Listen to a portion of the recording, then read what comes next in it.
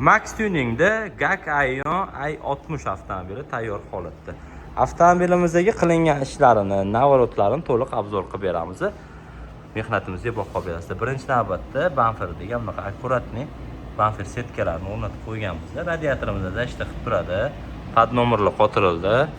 Keyin eng kerakli ishi kapot, fara, bamfer, krilolari brana plyonka qilindi.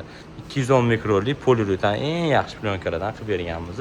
Qirilmaydi, o'zini-o'zi astanay tiqiladi. Ko'rasizlar, eshikdan tepasi polniy qora. Mashinaning vidiga o'zingizlar baho berib qo'yasizlar. Bundan tashqari avtomobilda atmosfera tonirovka qilindi.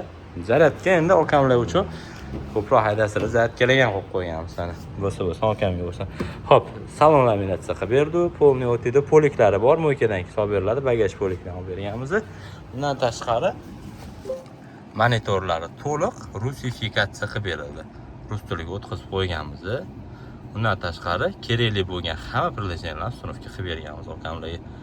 Ko'rib guvoh bo'lishingiz mumkin. YouTube, navigator, Telegram, Yandex Muzika hammasi bor. Xudo xolisa mazza qilishda tanlab.